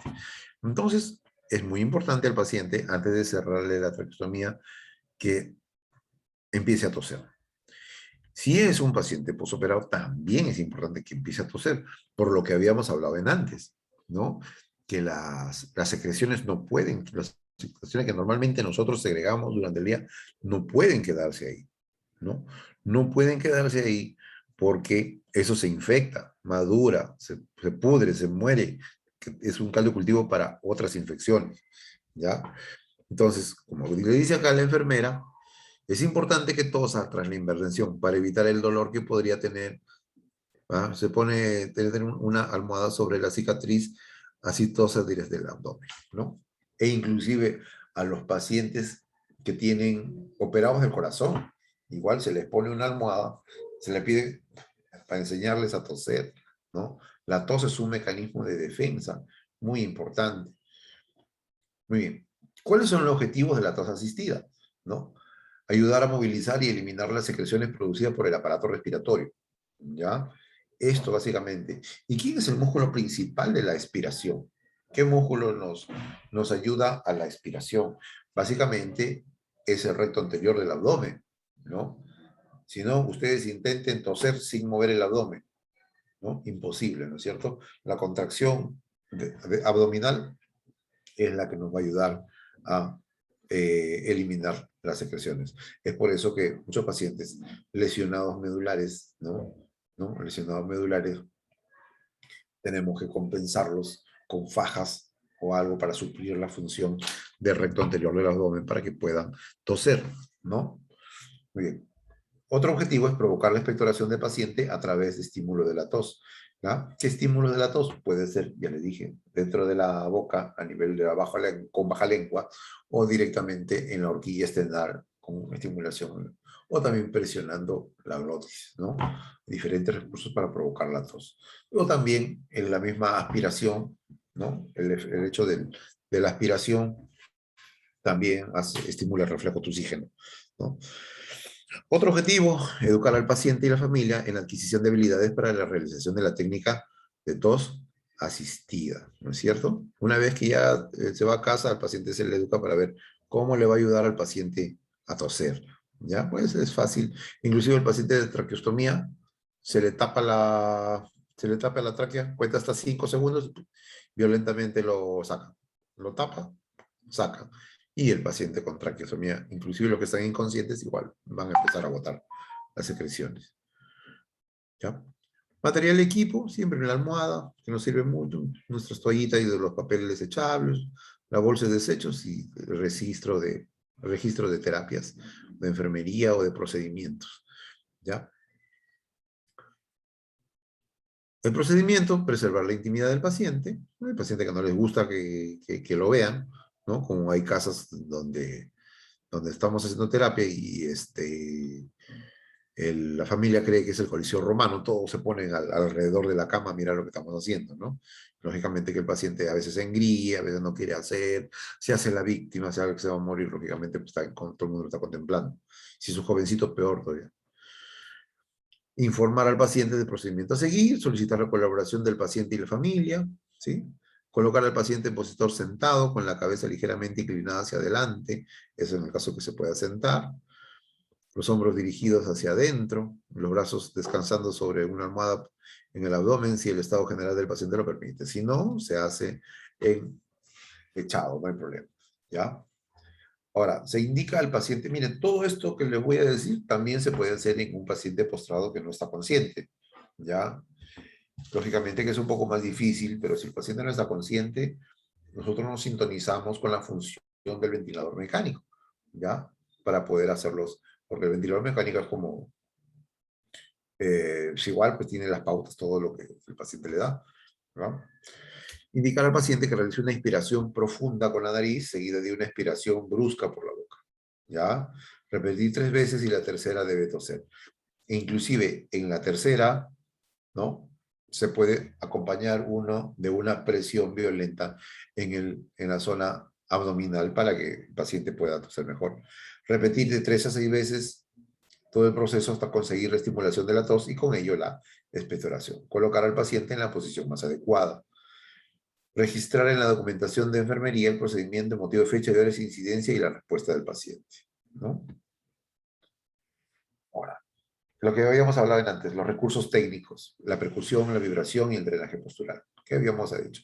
La percusión o clapping, ¿no? Y habíamos dicho que normalmente cuando el paciente colocamos en una postura de drenaje, podemos hacer la percusión o clapping, pero actualmente hemos dicho que esto ya no se está usando mucho, está contraindicado porque podemos causar daño alveolar, ¿no? Salvo en personas jóvenes con neumonías recientes, personas fuertes y conscientes, sí se les puede manejar esto, ¿ya? La percusión o clapping no se hace solo, ¿no? Esto va acompañado de una postura de drenaje, ¿no? Y nos va a ayudar, igual que la vibración, a desprender las secreciones adheridas a las paredes bronquiales, ¿no? O inclusive a desprender desde el alveolo.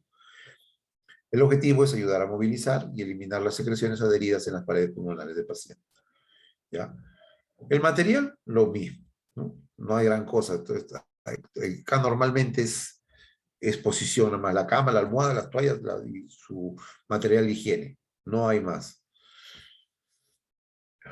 Procedimiento, igual, lavado de manos, la limpieza del caso, la comodidad del paciente, el informe, la colaboración de la familia, el colocar en la posición del segmento que vamos a drenar, ¿no? Habíamos dicho que para el derecho son 10 segmentos, para el izquierdo son 8 segmentos, entonces se le coloca al segmento que vamos a drenar y colocar un paño entremetido sobre el tórax del paciente para no percutir sobre la piel directamente. Pero esta es la teoría, ¿no? Directamente sobre la piel es mejor. Salvo que tengan heridas, pacientes postrados, ¿no? Que a veces tienen ya problemas en la piel de hongos, etcétera, esas cosas. ¿Ya? Ahora, comprar el correcto funcionamiento del fonendoscopio, ocultar para... Este es el estetoscopio, ¿ya? Ocultar para comprobar la efectividad del procedimiento, ¿sí? Colocar al paciente en la posición más adecuada, registrar la documentación, ¿sí? Muy bien. Este es el famoso capotaje o clapping, ¿no? La vibración. La vibración es parecido, pero solamente darle vibración para algo. También va acompañado de una postura de drenaje, ¿ya? Es maniobra de vibración que aumentan la velocidad y turbulencia del aire expirado por el paciente, ¿sí? Y nos ayuda a movilizar secreción, ¿eh? Ayuda a movilizar y eliminar las secreciones adheridas en las paredes pulmonares del paciente.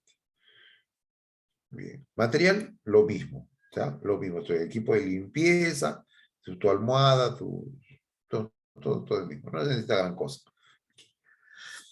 El procedimiento, el mismo, siempre. La limpieza, colaboración, colocar la posición del drenaje, de la posición del segmento que vamos a drenar, colocar un mano junto a la otra o a veces uno encima de la otra, ¿no? Y se empieza a hacer la maniobra de vibración durante la expiración, ¿ya? Durante la inspiración simplemente se deja y en la expiración acompañamos el movimiento. Indicar al paciente que respire profundamente, en la expiración del paciente realizar los movimientos vibratorios durante unos segundos. Eso es lo que les estoy diciendo. Se detiene la vibración durante la inspiración, ¿no? Repetir de 3 o 4 veces los movimientos vibratorios, ¿sí? Listo.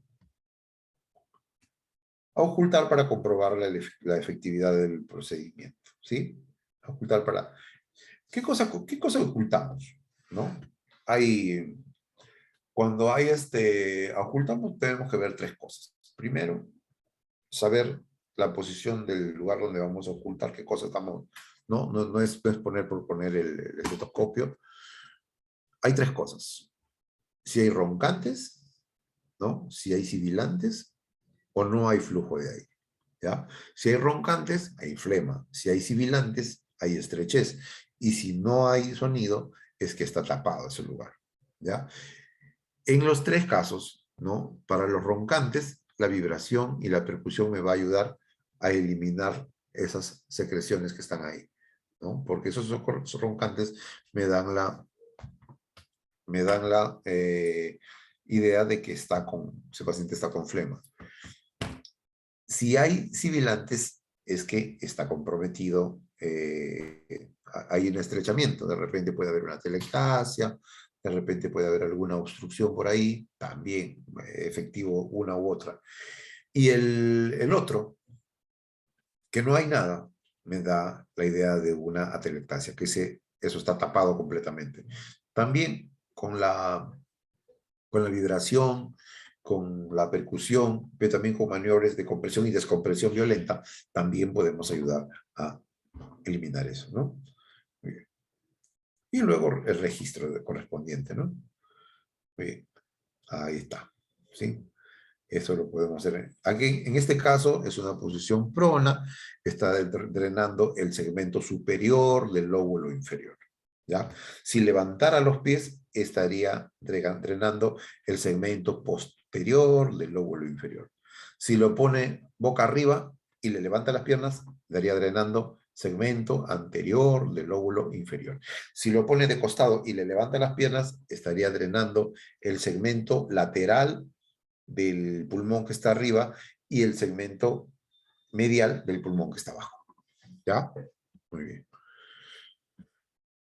El drenaje postural, eso ya lo hemos dicho. Para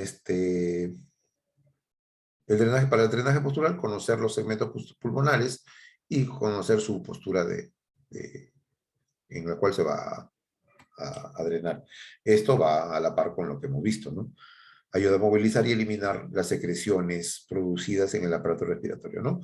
Realmente no necesita, no ayuda a movilizar, ayuda a eliminar por gravedad simplemente. Por eso por el drenaje postural.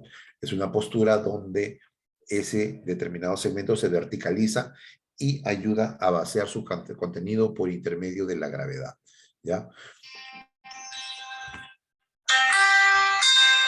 Favorecer que las secreciones pulmonares se drenen pasivamente hacia los bronquios principales y la tráquea, ¿no? Enseñar al paciente y familia las posiciones de drenaje postural, ¿sí? Bien. Esto es lo ideal, ¿no? Todos los segmentos pulmonares son como foquitos de luz, ya les he dicho. Todos apuntan hacia el centro de la tráquea, todos, ¿ya? Hacia la parte de donde viene el aire.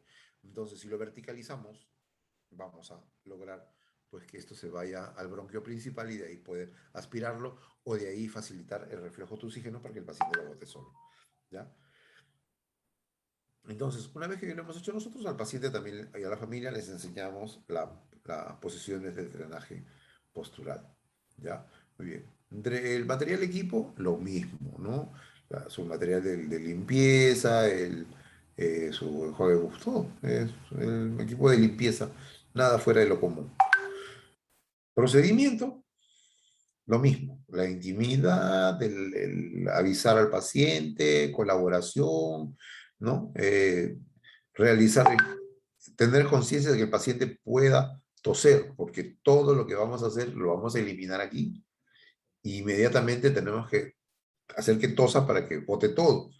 Porque si no, paciente no tose o no terminamos con una eliminación de secreciones, las secreciones se van a quedar aquí, ¿ya? Algunos van a regresarse por intermedio de los sonidos, va a quedar un sonido por ahí permanente.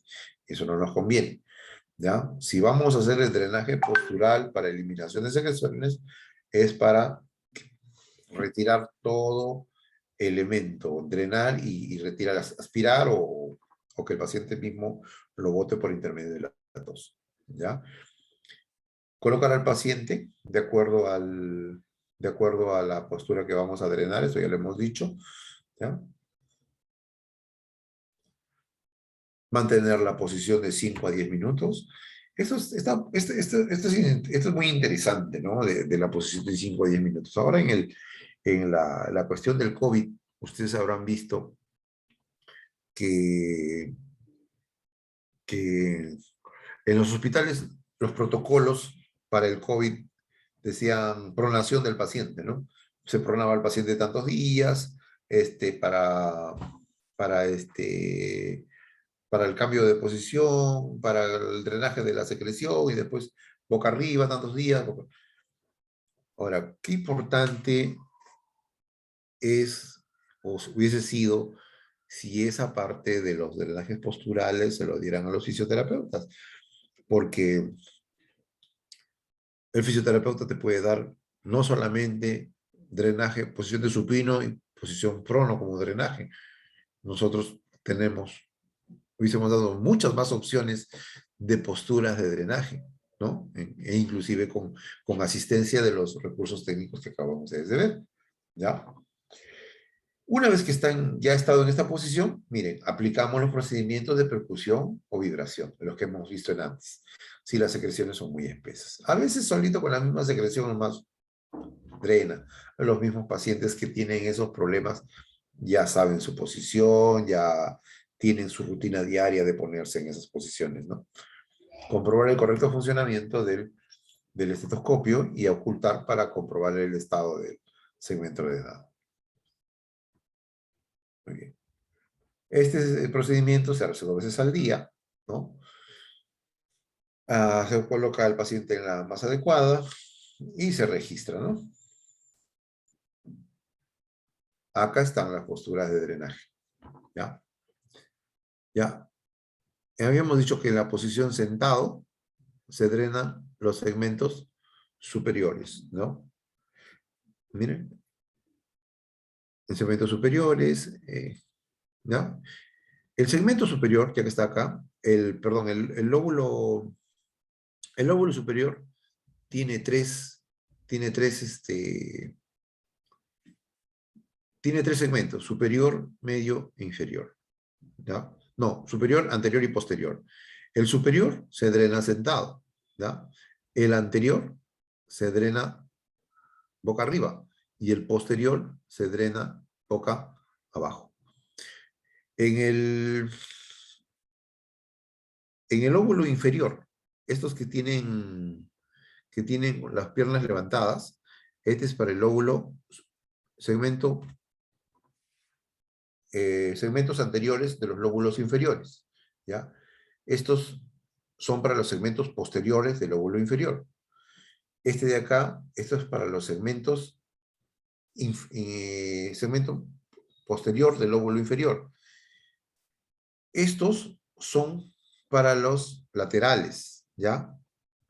En este se drena el segmento lateral del lóbulo derecho y en este, y el lateral y el medial del izquierdo, ¿no? Y este viceversa. Bueno, pero acá tienen todas las diferentes posturas en las cuales ustedes pueden ver el segmento que quieren drenar y se les va a complementar con la maniobra que deseen. Muy bien. Acá están los espirómetros de incentivo que les había antes, ¿no? Estos espirómetros de incentivo nos sirven para dos cosas. Nos pueden servir para mejorar el flujo del aire y, en cuanto a la fuerza, y otro nos puede servir para mejorar la capacidad o el volumen, ¿no? Depende cómo lo graduemos, ¿no? Entonces, miden el flujo de aire inspirando a través de una boquilla. Por lo tanto, ofrecen un incentivo para la mejor inspiración, ¿no? Esta inspiración es cuando, ¿ya? Los problemas, el diafragma está en buen estado, por ejemplo, en el COVID, cuando el diafragma está distendido, no se va a producir esto en forma buena, porque si el diafragma está distendido, hay que trabajar todavía para que regrese a su sitio. Por eso es que lo contraindican en el COVID, ¿ya? Espirómetros orientados por flujo, formado por dos cámaras de plástico. Bueno, se puede ser de dos, de uno o de tres, ¿no? Hay tres tipos de espirómetros.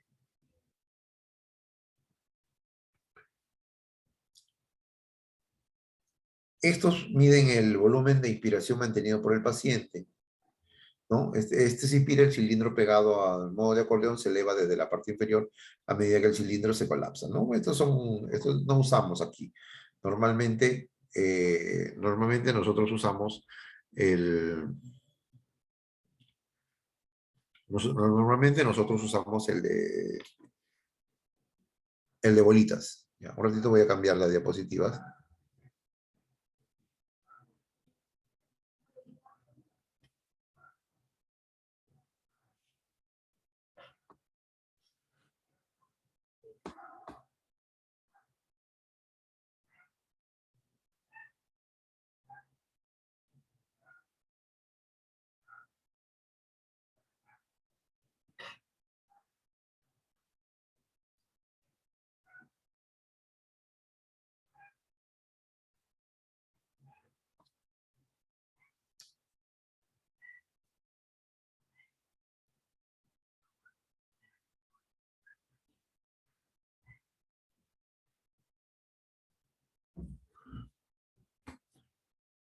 Ya, muy bien. Entonces, rapidito, vamos a hablar de la respiración cardíaca.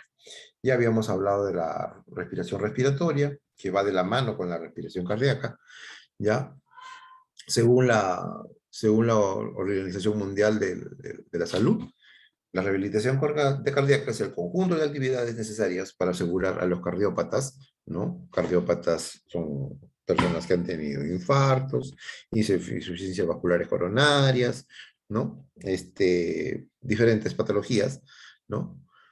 Es el conjunto de actividades necesarias para asegurar a los cardiópatas una condición física, mental y social óptima que les permita ocupar por sus propios medios un lugar tan normal como les sea posible en la sociedad.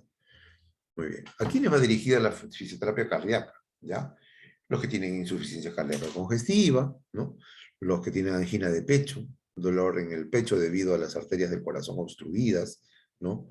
Los que tienen infartos agudos al miocardio, que ya han tenido infartos postinfartados, ¿no? Personas con marcapasos, que tienen su arritmia, las personas que ya son candidatos a trasplante de corazón o de los destinatarios, los que tienen insuficiencia cardíaca crónica estable, los que tienen enfermedad arterial periférica, ¿no?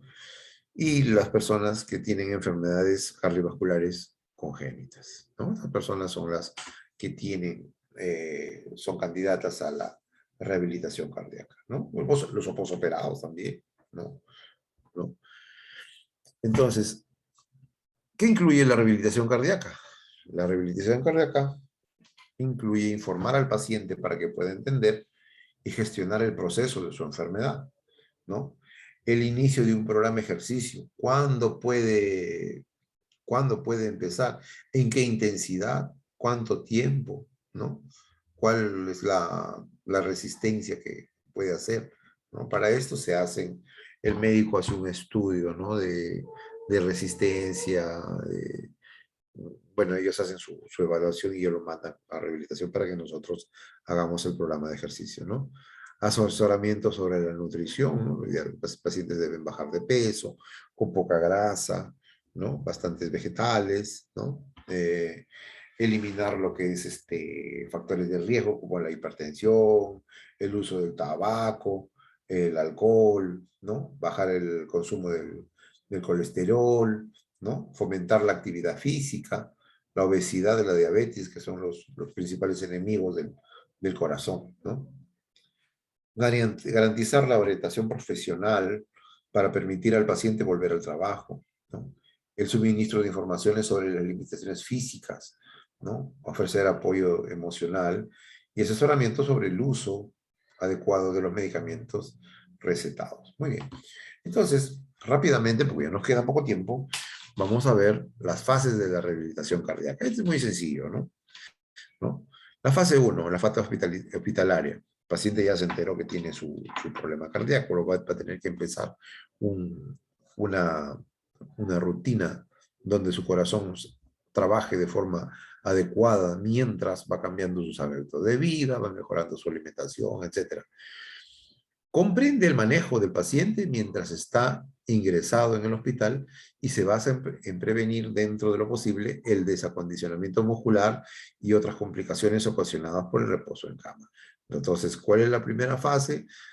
Como habíamos visto antes en la fase de respiratoria, en la parte de respiratoria, a enseñarle ejercicios diafragmáticos, mejorar su respiración, ¿no? Eso es en cuanto a la parte respiratoria. Pero en la parte cardiovascular, ejercicios básicos de brazos, de piernas, ¿no? Pararse al borde de la cama en el caso de que pueda hacerlo por ratos, ponerse de puntas, hacer elevaciones, flexión de cadera y rodilla, ¿no? Cosas muy básicas, ¿no? En la fase 2 se realiza tras el alta hospitalaria o en el periodo más alejado de su proceso agudo. Es necesario realizar una valoración cardiológica y valoración sociolaboral, ¿no? Hay que ver, pues, aquí ya se ve, pues, en qué grado está si ha tenido un infarto, en qué grado está de lesión, ¿no? En qué cantidad si está funcionando bien, ¿no? Si es un candidato a una operación, varias cosas que hay que observar. La fase 3, la fase 3 ya viene la fase de mantenimiento. Esta fase ya no es vigilada, ¿no? Porque ya supuestamente ya se corrigieron muchas cosas en cuanto a la comida, en cuanto al peso, ¿no? Ya él ya toleró el esfuerzo básico. Entonces el paciente ya entendió que su nueva rutina de vida es tales ejercicios, tales alimentos, ¿no? Entonces se le da una rutina para casa, ¿no? O para casa o se le dice ya puede ir al gimnasio, pero tales ejercicios puede hacer o no. Yo tengo un amigo que tuvo un infarto, ¿no? Y es maratonista y ha vuelto, ¿no? Después de su proceso de rehabilitación, poco a poco otra vez ha vuelto a a competir en maratón. Actualmente está en Chile y sé que ha competido en una maratón últimamente. Debe durar durante toda la vida del paciente, ¿ya? Un paciente con un problema cardíaco ya debe cambiar sus expectativas de vida, ¿no? Debe continuar ejercitando los programas realizados en la fase 2 por su propia cuenta, ¿sí? Y depende de su evaluación si es que puede aumentarlos, ¿no? Entonces, el programa de entrenamiento deberá tener cuatro factores. Esto es lo más importante, ¿sí? La frecuencia de entrenamiento, la frecuencia ideal de entrenamiento es de 3 sesiones por semana. Como cualquier ejercicio físico, como cualquier músculo, necesita 48 horas de reposo después de haber hecho un trabajo intenso. Duración de cada sesión, la duración idónea de cada sesión es de 30 a 45 minutos. ¿Ya? No es que yo pague el gimnasio, pues estar 2 horas, 3 horas, no. Lo ideal, 30 a 45 minutos para una persona que está mal del corazón. La intensidad del entrenamiento, se recomienda una intensidad de entre el 75 y el 90% de la frecuencia máxima alcanzada en la prueba de esfuerzo previo, ¿no? En la prueba de esfuerzo previo ya le evaluaron en qué intensidad ha sido donde él se ha cansado o ha tenido ya, entonces le van a pedir que no llegue a ese ritmo, ¿no? Le van a decir tantos minutos, tantos kilos, etcétera. Eso ya se le programa. Antes de la realización de los ejercicios de endurecimiento, se deben realizar los ejercicios de calentamiento y posteriormente unos ejercicios de enfriamiento, ¿ya? Entonces, estos pacientes cardíacos no pueden ir de frente a hacer una actividad exigente. Tienen que calentar y después del ejercicio tienen que ir desacelerando, ¿ya? Para que los cambios en el esfuerzo no sean bruscos, ni para empezar ni para terminar. Muy bien. La especificidad del entrenamiento, considerar en algunos casos entrenamiento con grupos musculares que los pacientes utilizan habitualmente en su trabajo. Ajá. Muy bien. Educación. La educación del paciente es algo muy importante dentro del programa. ¿Por qué? Porque el programa de rehabilitación cardíaca no es como un programa de una fractura una luxación de tobillo, donde el paciente ya recupera el tobillo y listo, ya vuelve a su vida normal. Acá es un cambio de hábito, ¿no? Es conocer todo lo que le hace bien, todo lo que le hace mal, todo lo que es beneficioso para él, los peligros a lo que está él expuesto, ¿no? Y entender pues que el cambio debe ser en todo sentido, ¿no? Por eso, la educación favorece el apego del paciente al programa, disminuye la ansiedad, facilita el proceso en la recuperación del paciente y evita la progresión de la enfermedad. Los pacientes tienen derecho a aprender a vivir con una enfermedad crónica, ¿ya? Pero para aprender a vivir con una enfermedad crónica, tienen que asumir o entender cómo es esto para poder vivir con él. Es de suma importancia que el equipo de rehabilitación cardíaca brinde a los pacientes y familiares terapia y la educación que los prepare para adoptar el nuevo estilo de vida, ¿ya?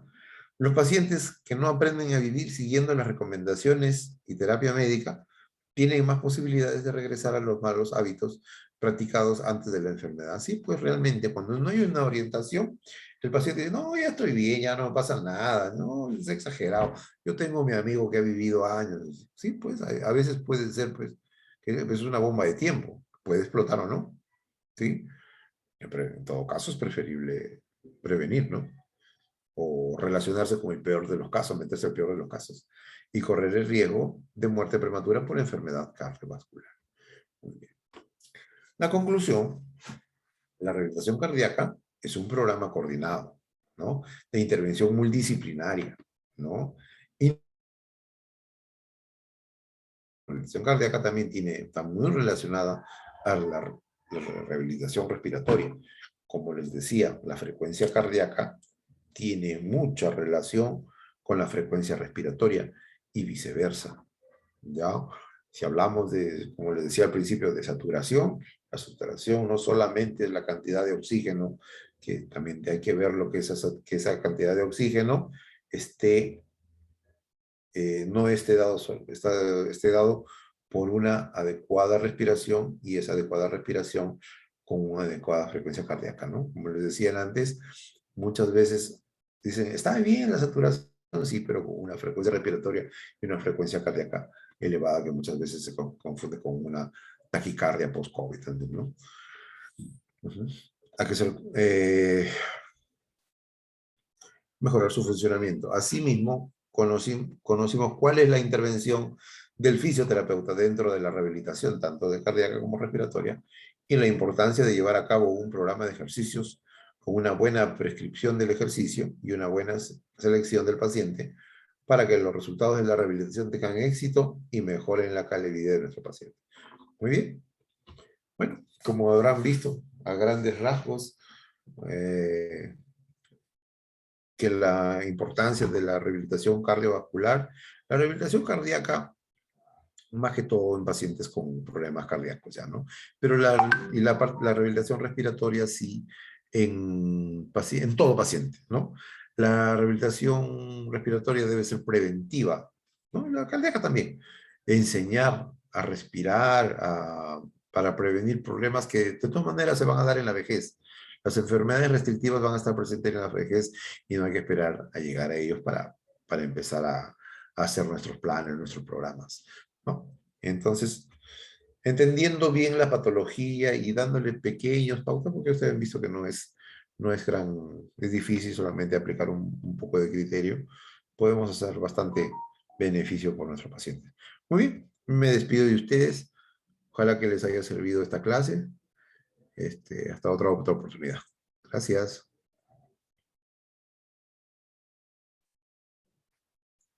Muchas gracias, licenciado Gustavo. Muchas gracias a los participantes. El día lunes le estamos enviando todo su documento. Ok. Hasta luego.